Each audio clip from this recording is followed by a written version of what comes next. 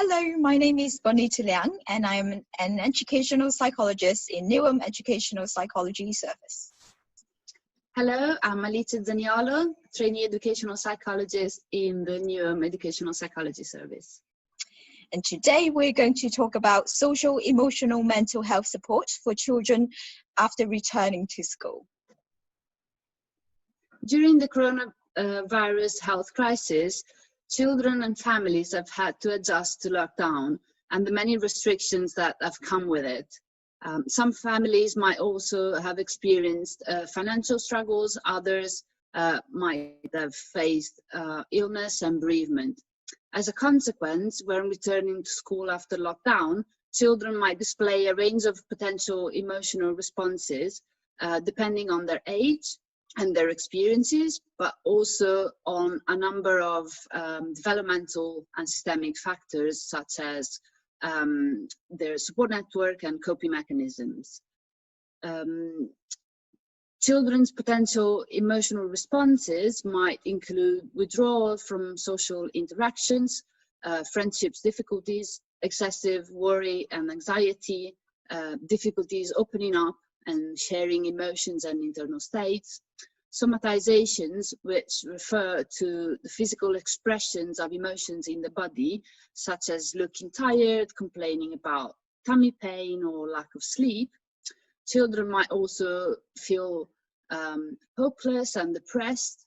There might be difficulties with attention and learning, and we can notice emotional dysregulation, irritability, and hyperactivity. All these responses are to be considered natural responses to the current situation, as children are trying to make sense of what has been happening around them. What is key are the intensity and duration of these responses. So we need to reflect on the impact they have on the child's well-being and everyday life.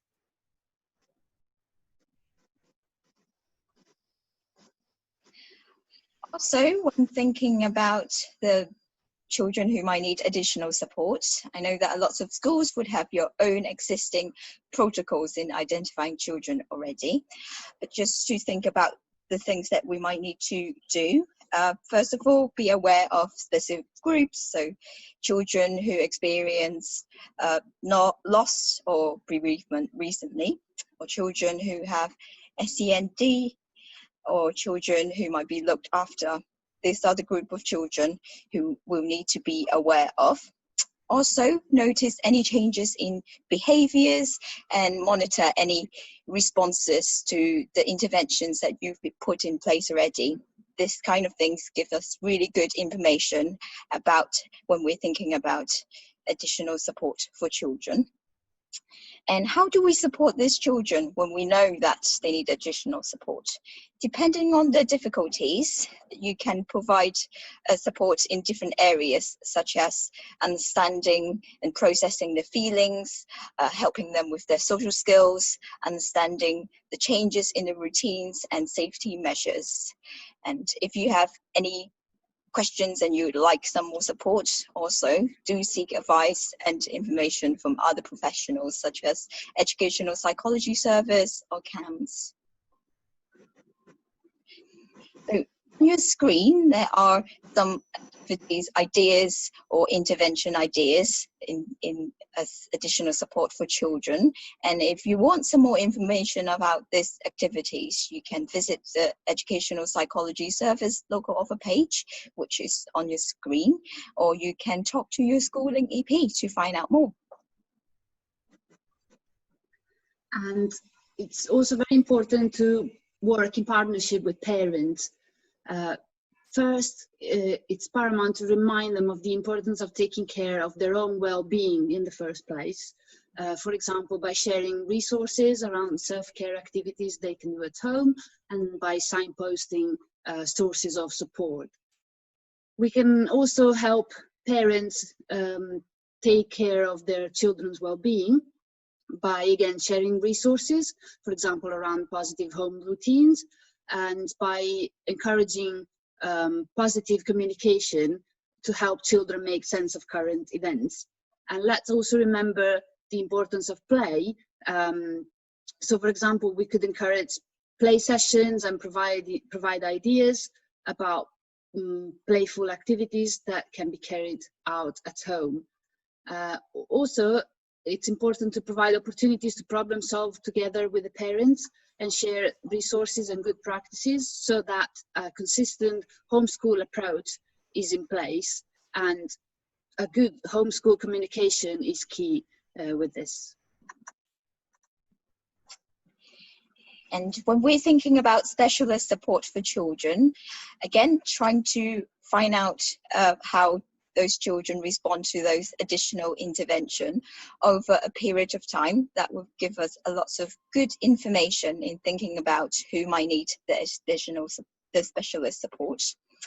And thinking about how we can support these children, it is important to work with other professionals, so request involvement from them. It could include educational psychology service, camps, or other services that you might think might be useful. And once you got the recommendations from those professionals and from your discussions, try to implement them and monitor whether those recommendations have been making any kind of impact. This will give us, again, a lot of good information in thinking about what might be useful for the children. So, key messages for our presentation. Follow the SEND code of practice, the assess, plan, do, review cycle. Follow your school's existing protocols. Check out the educational psychology service local offer page for some resources. And talk to your school link EP. Finally, let's also remember that not all children will have had a negative experience of lockdown, and that also for those who did, there are likely to have been opportunities for learning and growth. Research from the field of positive psychology reminds us of the importance of helping children reframe their narrative about these challenging times by giving them a chance to reflect on the positive experiences they had or the things they've learned. This could be done, for example, by keeping a journal or a photo album of the meaningful moments of everyday life in lockdown. And that's all for today. Thank you for listening. Goodbye. Goodbye.